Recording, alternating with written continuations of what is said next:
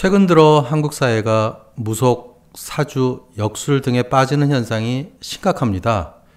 스님께서는 이런 현상에 대해 어떻게 보시는지요?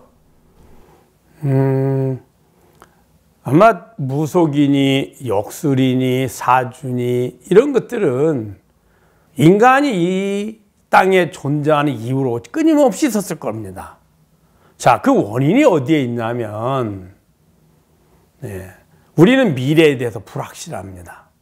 누구든지 행복을 얻고 싶지만, 자신이 원하는 즐거움과 만족을 얻고 싶지만, 그 만족과 즐거움을 얻기 위해서 지금 무언가를 선택해야 되는데, 그 선택이 과연 미래의 불행을 가져다 줄지, 행복을 가져다 줄지 지금으로서는 모르거든요.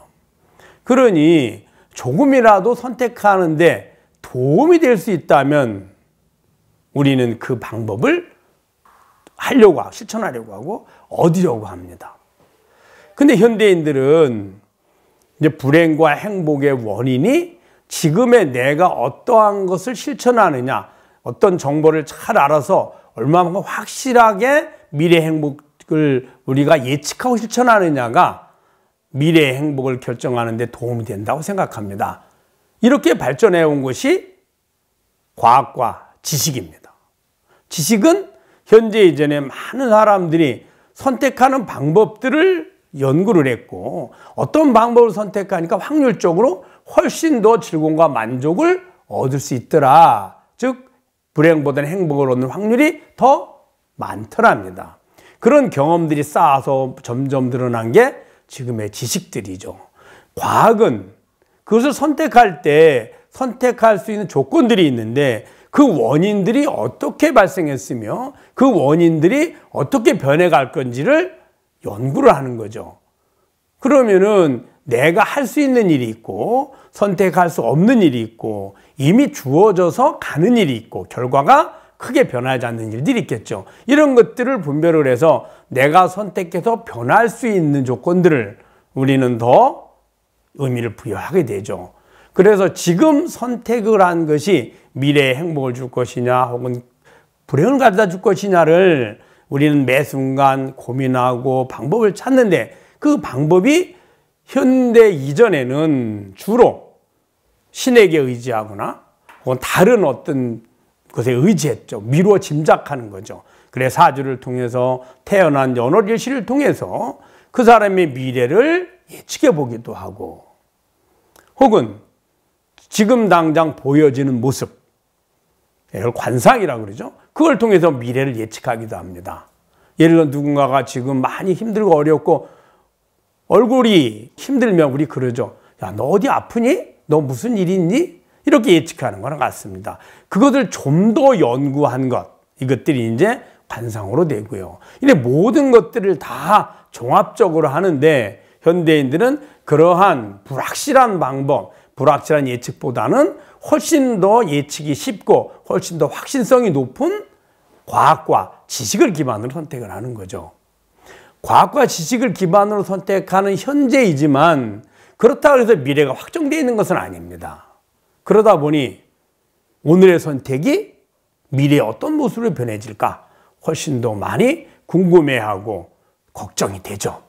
그럼 이 시대에 왜 많은 사람들이 이미 물질과 과학 문명과 지식이 이렇게 발달된 21세기에 다시 무속이나 그 다음에 사주나 혹은 뭐 다른 그 조건들을 관심이 많고 빠져 있냐 하면, 우리가 예를 들어서 정상적인 규칙들이 있습니다. 기본적인 사회적인 패턴들입니다. 누군가 선행을 하고 열심히 살면 그 사람은 잘 살 수 있어. 근데 어떤 사람은 선행하지 않고 뭔가 우리가 사회적으로 지탄받는 사회적 규칙에서 예외된 행위라는 사람들은 그 사람은 행복하게 살 수 없어. 누군가가 열심히 공부하면 이 사람은 언젠가 행복할 수 있어. 이런 기본적인 규칙들이 있는데 요즘에 우리 시대는 이 규칙이 완전히 다 깨졌습니다. 그러니까 누가 열심히 땀 흘려 살아도 잘못 선택하면 미래에 오히려 부도가 나거나 사업이 어려워지거나 혹은 언제 또 육신적으로 고통을 받을지도 모르고요. 주위에 보면 노력은 별로 안 했는데 자신들이 어떤 기회를 잘 이용한다든지 어떤 다른 기회를 얻기 위해서 다른 것들, 노력이 아닌 다른 요소들을 많이 이용한다든지 권력이나 그 다음에 인맥이나 학연이나 지연이나 이런 것을 통해서 우리는 노력이 아닌 다른 방법으로 행복을 얻는 방법, 오히려 더 잘 살고 잘 유지할 수 있다면 그런 방법들 어떻게 선택할 것인가를 우리는 고민할 수밖에 없죠. 그래서 이 현재 우리 사회가 가지고 있는 기본적인 사회의 규칙이 상식선이 많이 무너졌다. 그러다 보니까 비상식적인 것들에 대해서 의지하게 되고 비상식적인 것일수록 미래에 대한 불확실성은 훨씬 더 높습니다. 그러니까 의지할 수밖에 없습니다. 그래서 현대사회에서 오히려 그런 문제들이 발생하죠. 그런데 문제는 그런 식으로 계속 가면 어떨까요? 사회 전체가 미래에 대한 불확실성이 가득합니다. 그래서 하루빨리 우리가 기본적인 상식선으로 돌아와야 되는데 그런 문제들이 이런 것을 야기하지 않나 싶습니다.